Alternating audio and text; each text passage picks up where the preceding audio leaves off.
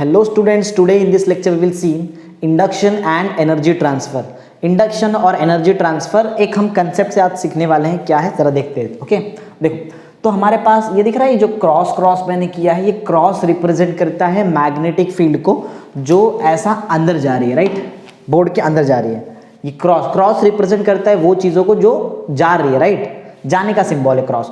तो magnetic field अगर अंदर जा रही है तो इसलिए मैं क्रॉस कर रहा हूँ। अगर अंदर से मैग्नेटिक फील्ड बाहर आती तो मैं सर्कल करके वहां पे एक डॉट डालता है, क्योंकि डॉट रिप्रेजेंट करता है कोई भी चीज का आने का सिंबल, राइट। अच्छा, तो अब यहाँ पे हमको करना क्या है, सुनो, ये जो क्रॉस क्रॉस दिख रहा है ये है मैग्नेटिक फील्ड का रेंज, दिख रहा है ना, ये दिख रहा है क्रॉस क्रॉस, इतना ही मैग्नेटिक फील्ड, ये मैग्नेटिक फील्ड का रेंज है, राइट। हाँ, क्या हुआ है जरा यहाँ पे ध्यान दो, हमारे पास एक लूप है, ये दिख रहा है, ये loop A B C and D, ये लूप को हमने मैग्नेटिक फील्ड में रखा है।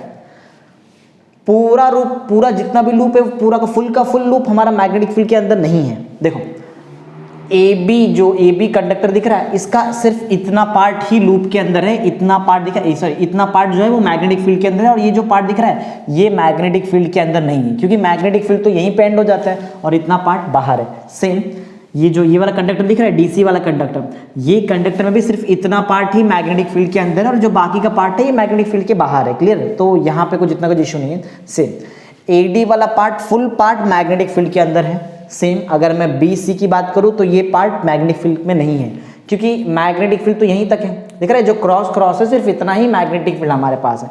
तो आई होप अभी तक आपको समझा रहेगा यहाँ पे क्या हो रहा है। हमारे पास एक लूप है ABCD, राइट, इसको हमने पार्टली इसको मैग्नेटिक फील्ड में रखा, पार्टली मीन्स आधा नहीं बोल सकते, कुछ पार्ट हमारा मैग्नेटिक फील्ड के अंदर है और कुछ पार्ट बाहर है, सिंपल। हाँ, अब होगा क्या, सुनो, ये जो पार्ट दिख रहा है AD का हमने लेंथ लिया है कैपिटल L जो है वो यहाँ का A से लेके D तक का लेंथ है। अच्छा, ये लूप का वो वाला पार्ट जो मैग्नेटिक फील्ड के अंदर है, वो पार्ट का हमने लेंथ लिया है x, ये दिख रहा है आपको, ये वाला लेंथ, ये पार्ट x है हमारा, और ये इतना सा डिस्टेंस है L, और ये जो डिस्टेंस दिख रहा है A से लेके ये क्रॉस तक का डिस्टेंस, ये डिस्टेंस x है। ये जो डिस्टेंस है ये चेंजिंग डिस्टेंस है। चेंजिंग क्यों है, रीजन है उसके पीछे, सोचो। ये दिख रहा है यहाँ पे दो एरो मैंने किए हैं, इसका मतलब बता देता हूँ मैं। ये एरो का मतलब, एरो पे मैंने v लिखा है, इसका मतलब है वेलोसिटी v से मैं इसको खींचने वाला हूँ। एरो पे मैंने f लिखा है, इसका मतलब क्या है, फोर्स F से मैं इसको खींचने वाला हूँ। मतलब ये है कि ये जो लूप को ऐसा रखा हुआ है, इसको यहाँ से ऐसा ये पार्ट कंडक्टर को पकड़ा जाएगा और ऐसा खींचेंगे इसको यहाँ पे, और जब खींचेंगे तो वेलोसिटी v रहेगा और जो फोर्स लगाया रहेगा मैंने वो होगा कैपिटल F, राइट। तो ये ऐसा कंसेप्ट है।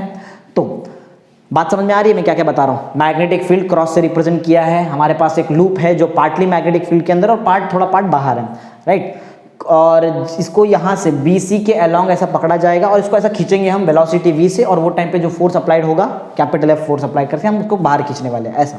अच्छा, ये F1 F2 F3 के बारे में कुछ बता दूं, ये कौन सा फोर्स है, ये बात देखो, F फोर्स तो हम लगा के इसको खींच रहे हैं, ये फोर्स कहाँ से आ रहा है, इसका रीजन है। रीजन सुनो क्या है, देखो, जब भी हम ये लूप को पकड़ के यहाँ से खींचेंगे तो ये जो भी कंडक्टर है वो मैग्नेटिक फील्ड को कट करेंगे, राइट। तो फैराडेज के लॉ के हिसाब से इस जो लूप है, इस लूप में करंट आएगा, कितना करंट आएगा, I वाला करंट, और I जो करंट है ये क्लॉकवाइज डायरेक्शन में आएगा। देख सकते हैं यहाँ पे, देखो करंट ऐसे जा रहा है, I दिख रहा है यहाँ पे, I का डायरेक्शन मैंने बताया, इधर बताया है, यहाँ बताया, मीन्स क्यों हो रहा है ऐसा, सुनो ध्यान से अच्छे से एक बार। कंडक्टर, ये जो लूप है इसको हमने ऐसा खींचा जब, तो जो भी कंडक्टर्स थे वो कंडक्टर्स ने मैग्नेटिक फील्ड को कट किया, जिसकी वजह से मैग्नेटिक फील्ड का एनर्जी कन्वर्ट हो गया in the form of induced current, किस में, इस कंडक्टर लूप में, राइट। और वो करंट अब कौन सा डायरेक्शन में फ्लो हो रहा है, वो फ्लो हो रहा है इन क्लॉकवाइज डायरेक्शन। अच्छा, जब भी कोई कंडक्टर जिसमें करंट है मैग्नेटिक फील्ड में मोशन करता है तो उस कंडक्टर पे फोर्स एक्ट होता ही है, राइट। पॉइंट इज सिंपल सा, when a current carrying conductor is placed in a magnetic field, ऐसा ही बोल सकते हो आप, तो क्या होता है वहां पे उस कंडक्टर पे फोर्स एक्ट होता है, a force acts on it. Clear? whenever a current carrying conductor is placed in a magnetic field a force acts on। Sir बोलेंगे सर अभी तो आपने बताया कि करंट फ्लो नहीं हो रहा था। हाँ बिल्कुल, स्टार्टिंग में करंट नहीं फ्लो हो रहा था, लेकिन जैसे ही मैंने इस पार्ट को यहाँ से खींचा ऐसा, तो ये जो भी कंडक्टर्स थे इन्होंने मैग्नेटिक फील्ड को कट किया। फैराडेज के लॉ के हिसाब से जब भी कोई चीज, कोई भी कंडक्टर मैग्नेटिक फील्ड को कट करता है तो उस कंडक्टर में करंट इंड्यूस होता है या फिर ईएमएफ इंड्यूस होता है, आप ऐसा बोल सकते हो। क्लोज्ड सर्किट है इसलिए हम बोलेंगे करंट इंड्यूस होता है, राइट। जो करंट इंड्यूस हो गया अब मतलब अब करंट भी आ गया, मींस अभी तक हमारे पास जो कंडक्टर था उसमें करंट नहीं था, लेकिन जैसे ही मोशन किया करंट भी आ गया। अब करंट कैरिंग कंडक्टर को हमने मैग्नेटिक फील्ड में रखा है तो फिर तो ऑब्वियस है कि इस पे फोर्स लगने वाला है, राइट। अब बोलेंगे सर सिर्फ F1, F2, F3 क्यों, यहाँ फोर्स क्यों नहीं लगा? बहुत सिंपल सा रीजन है, ये मेरा पार्ट जो है, ये कंडक्टर का पार्ट, ये मैग्नेटिक फील्ड के अंदर है ही नहीं, इसलिए फोर्स नहीं लगेगा। क्योंकि स्टेटमेंट है whenever a current carrying conductor is placed in the magnetic field, अगर मैग्नेटिक फील्ड में प्लेस करोगे तो ही इस पे फोर्स एक्ट होगा। ये पार्ट थोड़ी मैग्नेटिक फील्ड में, देखो मैग्नेटिक फील्ड तो यहाँ पे एंड हो जाता है, क्लियर। तो ये पार्ट हमारा मैग्नेटिक फील्ड में नहीं है, इसलिए बीसी वाले पार्ट पे कोई फोर्स नहीं एक्ट होगा। हाँ वो वाला फोर्स हम, ये जो कैपिटल एफ है हम लगा के इसको खींच रहे बाहर, बात समझ में आई? ये अप्लाइड फोर्स है और ये फोर्स कौन अप्लाई कर रहा है? ये मैग्नेटिक फील्ड की वजह से यहाँ पे फोर्स एक्ट हो रहा है, क्लियर। ऐसा चलो, तो आई थिंक अभी तक सबको समझ में आ गया है। एक बार रिकैप कर लेते हैं फटाफट। ये क्रॉस रिप्रेजेंट करता है मैग्नेटिक फील्ड को। हमारे पास एक लूप है, रेक्टेंगुलर लूप ABCD, जिसका कुछ पार्ट मैग्नेटिक फील्ड में है, कुछ पार्ट मैग्नेटिक फील्ड के बाहर है, क्लियर। और इसको, ये लूप को हम राइट साइड में वेलोसिटी v और फोर्स F से खींच रहे हैं, जिसकी वजह से ये कंडक्टर जो भी है वो मैग्नेटिक फील्ड को कट कर रहा है, मैग्नेटिक फील्ड का एनर्जी कन्वर्ट हो जा रहा है इलेक्ट्रिकल एनर्जी मींस करंट में, इंड्यूस करंट में, और इंड्यूस करंट क्लॉकवाइज डायरेक्शन में फ्लो हो रहा है, जिसकी वजह से जब भी कोई करंट कैरिंग कंडक्टर को हम मैग्नेटिक फील्ड में रखते हैं उसमें एक फोर्स एक्ट होता है। वो कंसेप्ट के हिसाब से ये तीन कंडक्टर पे AB, AD और DC में फोर्स एक्ट होने वाला है। क्या फोर्स एक्ट होगा? AB पे फोर्स एक्ट हो रहा है F2, AD पे फोर्स एक्ट हो रहा है F1 और DC पे फोर्स एक्ट हो रहा है F3। अब बोलेंगे सर कैसे मालूम पड़ता है कि ये ऐसे डायरेक्शन में ही एक्ट होगा? इसके लिए आपको आना चाहिए Fleming's left hand rule, right. उससे बहुत इजीली हो जाएगा। फ्लेमिंग्स लेफ्ट हैंड रूल क्या होता है? बहुत सिंपल है, फादर मदर चिल्ड्रन याद रखो। फादर मींस क्या? Force acting, mother means magnetic field, children means current, simple. Fleming's left hand rule यहाँ पे प्रॉपर्ली अप्लाई करके देखो, आपको मिलेगा प्रॉपर्ली कौन सा डायरेक्शन में करंट फ्लो हो रहा है, राइट। तो यहाँ पे मैं चाहिए तो आपको एक पर्टिकुलर डायरेक्शन बता देता हूँ कैसे। देखो अगर मैं ये चेक करूँ, ये वाला पार्ट करंट ऐसा है, father mother children, right. Children current ये दिख रहा है, ये फिंगर करंट रिप्रेजेंट करता है, father mother children, clear. Father means force, पहला लेटर देखो ना, फादर का फर्स्ट लेटर F से स्टार्ट होता है मींस फोर्स, मदर का फर्स्ट लेटर M से स्टार्ट होता है मींस मैग्नेटिक फील्ड, चिल्ड्रन का फर्स्ट लेटर C से स्टार्ट होता है, इसका मतलब करंट। तो फादर मदर चिल्ड्रन के हिसाब से C जो करंट है उसको करंट के डायरेक्शन में रखो। ये देखा करंट ऐसे जा रहा है तो मैं ये फिंगर को करंट के डायरेक्शन में रख दिया मैंने। हाँ, मैग्नेटिक फील्ड कैसे एक्ट हो रहा है वो चेक करना पड़ेगा। मैग्नेटिक फील्ड अंदर जा रहा था याद है, तो ये फिंगर अंदर जाना चाहिए, तो ऐसा हो जाएगा, क्लियर। देखो ये करंट है, ये मैग्नेटिक फील्ड है, और देखो फादर याद है फोर्स नीचे एक्ट हो रहा है, देखो इधर भी नीचे एक्ट हो रहा है, क्लियर, समझ में? तो ऐसा यहाँ भी अप्लाई करके देख सकते हो, उतना मैं टाइम पास कराऊंगा नहीं तुम्हारा। तो देख लो, एक बता दिया, अब तुम्हारा काम भी है कुछ करने का। F1 का डायरेक्शन कैसे निकालते हैं, F2 लॉजिक बता दिया है, Fleming's left hand rule, that's it, simple, okay. हाँ, ये डायरेक्शन है, ये तो हम फोर्स लगा रहे हैं, राइट, ये फोर्स हम लगाने वाले हैं, और बाकी तो समझा दिया मैंने, क्लियर। ये x एक वैरिंग डिस्टेंस है, वैरिंग मींस जो चेंजिंग डिस्टेंस है, जब इसको खींचूंगा तो ये पार्ट, ये लूप आगे आ जाएगा ना यहाँ पे, तो ये डिस्टेंस छोटा हो जाएगा। ये L में कोई फर्क पड़ने वाला नहीं है, L एज इट इज रहने वाला है। तो आई थिंक अभी तक मैंने पूरा A to Z डायग्राम समझा दिया है। आगे बढ़ते हैं, ये क्या लिखा है, बहुत सिंपल सा थियरी जो मैंने बताया वही लिखा है। देखो क्या क्या लिखा होगा, हमने कंसिडर किया एक रेक्टेंगुलर लूप, हमको पहले से मालूम है, नाम हमको मालूम है ABCD, clear. Consider rectangular loop ABCD, length हमको पहले से पता है। अच्छा एक काम करते हैं, जो लेंथ हमने लिया है वो लेंथ यहाँ पे अज्यूम करते हैं, हमने कैपिटल L का लेंथ लिया तो यहाँ पे भी कैपिटल L लेंथ बताते हैं। अच्छा मैंने बताया था ये डिस्टेंस जो है ये चेंजिंग डिस्टेंस है, चेंजिंग विड्थ है x, right, and changing width x, clear.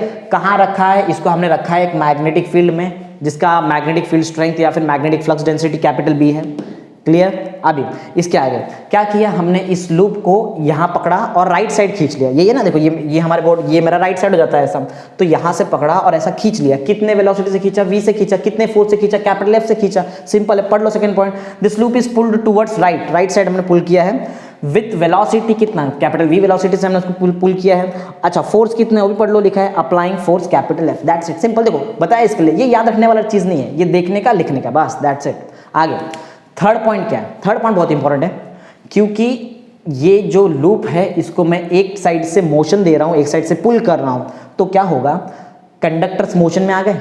अब मोशन वाला जो भी कंडक्टर मैग्नेटिक फील्ड को कट करता है तो उसमें तो करंट इंड्यूस होता ही है, और अगर एक बार करंट इंड्यूस हो गया तो करंट इंड्यूस होने की वजह से करंट कैरिंग कंडक्टर बन गया है, और अब ये करंट कैरिंग कंडक्टर्स कहां पे हैं, मैग्नेटिक फील्ड में, इसलिए इसमें फोर्स एक्ट होंगे F1, F2, F3, क्लियर, और एक अपना अपना रेस्पेक्टिव डायरेक्शन है according to Fleming's left hand rule.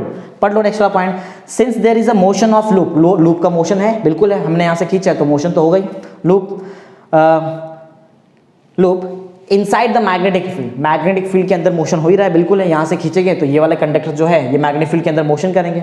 अच्छा, उसके बाद hence the conductor A B A D and D C, A B A D and D C are acted upon by a force, बिल्कुल force लगने वाला, मैंने already बता दिया, reason बहुत सिंपल है, when a current carrying conductor is placed in a magnetic field a force acts on it, और force का मैं फॉर्मूला बता देता हूं, जो फोर्स ये कंडक्टर पे लगने वाला है वो फोर्स का फॉर्मूला होता है I L B sine theta, याद रखना, ये बहुत इंपॉर्टेंट चीज मैंने बताया, ये वो वाला फोर्स है, याद है ये किसका फॉर्मूला है, this is the amount of force which is acted on a current carrying conductor when it is placed in magnetic field। जब भी कोई हम करंट कैरिंग कंडक्टर को मैग्नेटिक फील्ड के अंदर रखेंगे तो उस पर कितना फोर्स एक्ट होता है, इतना फोर्स एक्ट होता है, I L B sine theta, where I is the current flowing through the conductor, हमारे केस में स्मॉल आई, मैंने फॉर्मूला बताया जिसको कोई प्रॉब्लम नहीं है। एल क्या है, L is the length of the conductor, हमारे केस में वो एल है, क्लियर।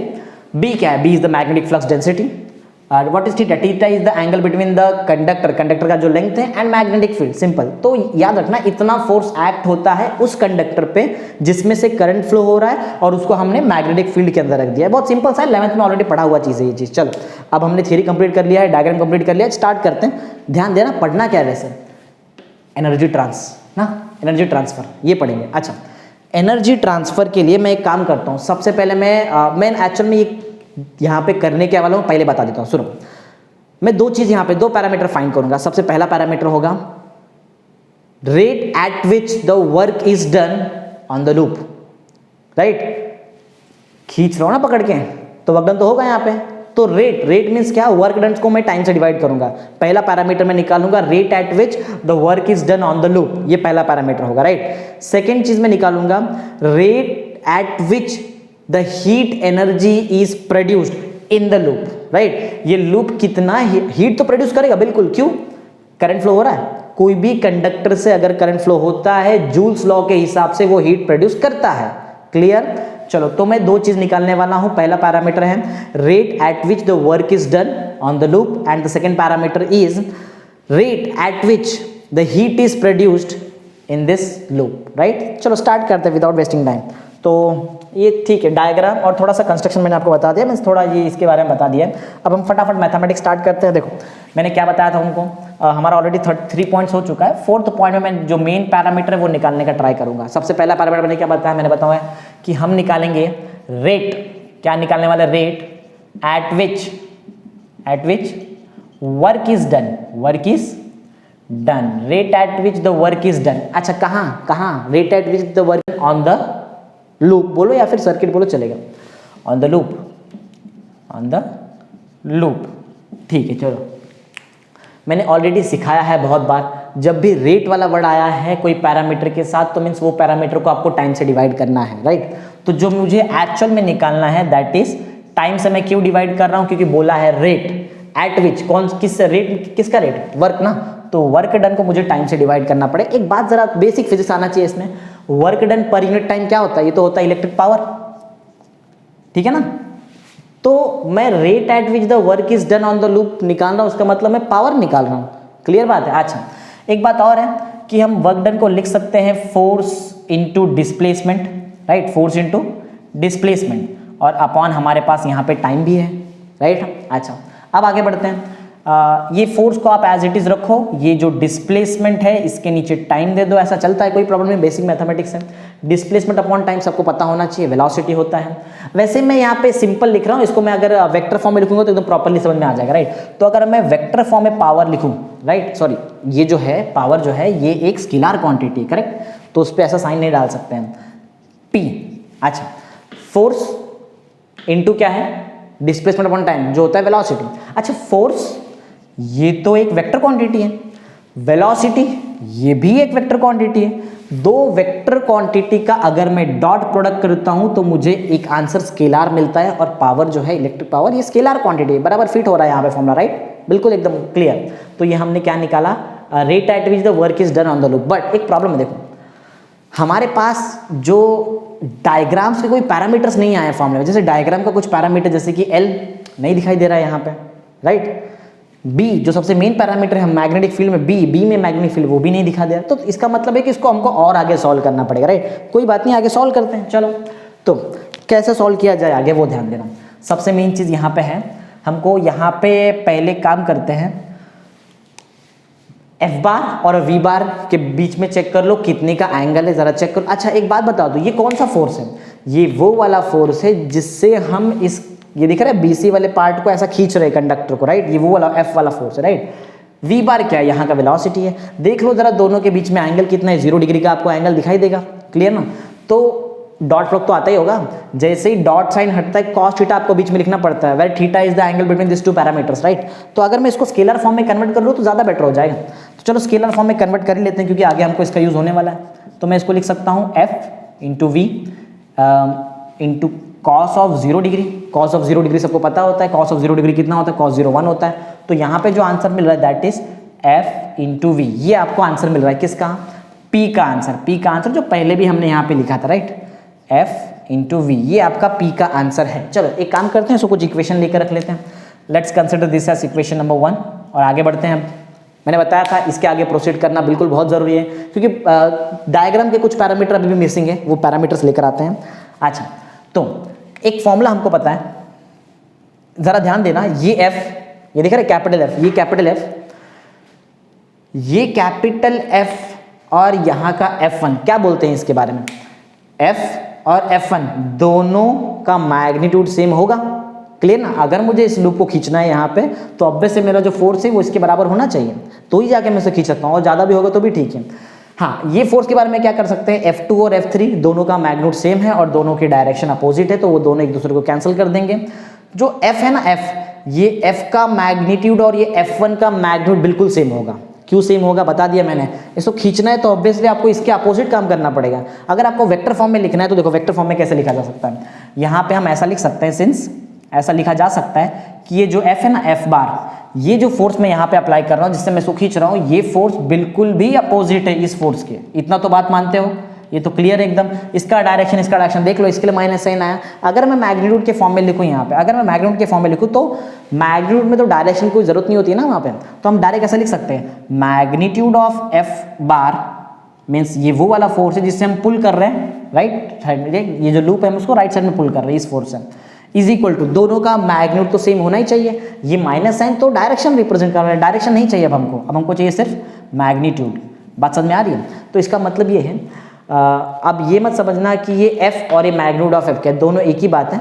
यही चीज़ को आप ऐसा भी लिख सकते हो, मीन्स यही चीज़ को आप ऐसा लिख सकते हो, f is equal to F1, right, चलता है, कोई प्रॉब्लम नहीं है, right. Magnitude of f bar मतलब ही f, magnitude of F1 bar मतलब ही F1, राइट। अच्छा, मैंने आपको पहले ही बता दिया है, पहले एक चीज़ बता दिया है कि ये फोर्स का आंसर कितना होगा, पहले ही बता दिया। बताओ कहाँ? ये देखो, याद है मैंने बताया था ये उस चीज़ का फॉर्मूला है जिसमें हम फोर्स निकाले। किसका फॉर्मूला? ये है force acting on a conductor when it is kept in a magnetic field, और वो जो कंडक्टर है वो करंट कैरिंग होना चाहिए, और देखो करंट कैरिंग है कंडक्टर, हमारे यहाँ से करंट फ्लो हो रहा है, याद है। तो ये F1 का आंसर ऑलरेडी मेरे पास है, बस थोड़ा बहुत मैनिपुलेशन कर लेंगे आ जाएगा, राइट। ये F2 और F3 कहाँ गया? दोनों ने एक दूसरे को कैंसिल कर दिया है क्योंकि दोनों का मैग्नीट्यूड सेम है और डायरेक्शन अपोजिट। आपको लिखना है तो बीच में यहाँ पे पॉइंट में लिख देना, वैसे लिखने की इतनी कोई जरूरत नहीं, बट ऑब्वियस चीज़ें मालूम पड़ जाता है कि ये F है, F1 दोनों एक ही है, दोनों का मैग्नीट्यूड सेम होगा। F1 का आंसर हमारे पास ऑलरेडी है, देखते हैं यहाँ पे। मैं अभी यहाँ पे लिखता हूँ सिंस हमको एक बात पता है कि F1 जो है, F1 को लिखा जा सकता है I, याद है I, current into length into magnetic flux density into sine theta. I, आप चाहिए तो इसको पहले वेक्टर फॉर्म में भी लिख सकते हो, कोई प्रॉब्लम नहीं है इसमें। वेक्टर फॉर्म में लिखना तो वेक्टर फॉर्म में लिखो कोई, बट हम तो यहाँ पे स्केलर में सॉल्व करें तो स्केलर में लिखते हैं, क्या प्रॉब्लम है। I, लेंथ चेक कर लो, कंडक्टर का लेंथ है L। अब बोलेंगे सर ये पूरा लेंथ नहीं लेना है, क्यों भाई, वो पूरा क्यों लेना है? F1 बार कहाँ एक्ट हो रहा है? F1 बार तो सिर्फ AD पे एक्ट हो रहा है, तो AD का लेंथ लो। AD का लेंथ कितना है? कैपिटल, तो कैपिटल लेंगे हम, IL, फिर उसके बाद मैग्नेटिक फ्लक्स डेंसिटी जो B हमने एज्यूम किया, राइट, मैग्नेटिक फील्ड एक ही बात है, और फिर इंटू आता है साइन थीटा। अच्छा, थीटा क्या होता है मैंने पहले बता दिया था, theta is the angle between, ये दिख रहा है कंडक्टर का लेंथ और ये मैग्नेटिक फ्लक्स डेंसिटी। देख लो, कंडक्टर ऐसा है और मैग्नेटिक फील्ड अंदर जा रहा है। 90 डिग्री का एंगल है, साइन 90 सबको पता ही है, साइन 90 का आंसर कितना होता है, साइन 90 का आंसर 1 होता है। तो जो F1 का आंसर है वो है IL इंटू बी। बात समझ में आई? तो मेरे पास ऑलरेडी मैंने F1 का आंसर निकाल लिया। F1 का आंसर मीन्स F का आंसर, क्योंकि हमको तो F चाहिए था। तो हमारे पास अब F जो है वो कितना है, हमारे पास जो F का आंसर है, F का आंसर ही F1 के बराबर ना, तो F1 का आंसर देखो ये है, तो मीन्स F का आंसर हमारे पास है ILB, राइट। ये F का आंसर यहाँ पुट करता हूँ, इसको और अपडेट करते हैं। चलो तो फ्रॉम मैं लिखता हूँ यहाँ पे, from equation 1, from equation 1, equation 1 से क्या पता चलेगा, the value of rate of which the work is done is, means P को ही बोलेंगे, rate of which the work is done. F का आंसर हमारे पास ऑलरेडी है, क्या है, ILB और इंटू V। क्लियर है? हाँ, मैंने इस इक्वेशन को थोड़ा अपडेट कर लिया है। चलो आगे बढ़ते हैं। अब ये है equation number 2, this is your equation number 2, right. अच्छा, एक और चीज़ निकाला जा सकता है, ये दिख रहा है I, करंट, करंट का आंसर हम निकाल सकते हैं, इंड्यूस करंट का आंसर बहुत इजीली निकाला जा सकता है। देखते हैं, चलो इंड्यूस करंट में निकालते हैं। क्या होता है इंड्यूस करंट का फॉर्मूला बता देता हूँ मैं यहाँ पे। Formula for induced current I is equal to, देखो ओम्स लॉ सबको आता है, ओम्स लॉ आता है, बहुत ईजी है। ओम्स लॉ के हिसाब से करंट का आंसर क्या होगा, V अपॉन R होता है। वैसे V नहीं है हमारे पास ये केस में V के जगह हम EMF यूज कर रहे हैं, E ना, इलेक्ट्रोमैग्नेटिक इंडक्शन पढ़ रहे तो E यूज करेंगे। अपॉन R बता दूं, ये R क्या है, R is the resistance of this circuit, right, ऐसा। ओके, तो E by R, right. I को हम E बाय R लिख सकते हैं। अच्छा, E को भी कुछ लिखा जा सकता है, कैसे पता है, देखो E को हम लिख सकते हैं, याद है फैराडेस के लॉ के हिसाब से, अगर मैं सिर्फ मैग्नीट्यूड निकालूं, सिर्फ और सिर्फ मैग्नीट्यूड निकालूं, तो इसका फॉर्मूला होता है d∅ बाई dt, राइट है। अच्छा, एक और बात बता दो तुमको, फ्लक्स को भी लिखा जा सकता है, फाई को भी हम लिख सकते हैं। अगर सिर्फ मैं मैग्नीट्यूड लिख रहा हूं तो इसको हम लिख सकते हैं B into A, where A is the area of the loop inside the magnetic field. पूरा का पूरा लूप का एरिया मत ले लेना, रॉन्ग हो जाएगा। कौन सा एरिया लेना है, वो एरिया जो मैग्नेटिक फील्ड के अंदर है। क्लियर? अच्छा, एरिया तो हमारे पास इसमें दिख नहीं रहा है, डायग्राम में तो ए नहीं दिख रहा है, लेकिन एरिया ऑफ रेक्टेंगल का फॉर्मूला हमको ऑलरेडी आता है। Area of rectangle is length into breadth, right ना, लेंथ इनटू ब्रेथ। लेंथ तो L है, ब्रेथ कितना है, A से B तक नहीं लेना है। मैंने क्या बताया, ये वो वाला एरिया है जो मैग्नेटिक फील्ड के अंदर है, तो A से लेके सिर्फ यहां तक का डिस्टेंस लेना है, विच इज x, राइट। तो एरिया का जो फॉर्मूला होगा वो लेंथ इनटू ब्रेथ होगा। लेंथ हमारे पास L है और जो ब्रेथ है वो है x, राइट। तो मैं A के जगह पे लिख सकता हूं, ये फाई को ऐसा लिखा जा सकता है B into L into x, right. अब अच्छा, चलो एक काम करते हैं, थोड़ा इसको प्रॉपरली सॉल्व कर लेते हैं। ऐसा नहीं, इसको प्रॉपरली थोड़ा सॉल्व करते हैं। देखो ये चीज़ मैं तुमको एक बार फिर से बता देता हूँ, रॉन्ग नहीं है, बिल्कुल सही है। थोड़ा सा एकदम प्रॉपरली और बताया जाए तो और ज़्यादा अच्छा हो जाएगा। I को मैं E बाय R लिख सकता हूँ, राइट। I को E बाय R लिख सकते हैं, तो E को भी कुछ लिखा जा सकता है। I को E बाय R लिख सकते हैं, तो E को भी हम लिख सकते हैं। E को क्या लिखा जा सकता है, हम E को अभी जस्ट हमने लिखा था, E याद है, E को लिखा था हमने d∅ बाई dt, राइट। और फाई को लिखा था हमने B इंटू ए। और अभी जस्ट मैंने बताया आपको कि फाई जो है B इंटू ए ना, A का हमको ऑलरेडी आंसर पता है, A क्या होता है, राइट। तो जो A है उसको हम लिख सकते हैं, एरिया ऑफ रेक्टेंगल देख लो, वहां से एरिया ऑफ रेक्टेंगल है लेंथ इंटू ब्रेथ। ये फाई का आंसर है, ये फाई का आंसर यहाँ पुट करेंगे, E मिलेगा, E का आंसर यहाँ पुट करेंगे, I मिलेगा। हमको I चाहिए क्योंकि हमको इधर I पुट करना है। समझ में आ रहा है? चलो स्टार्ट करते हैं।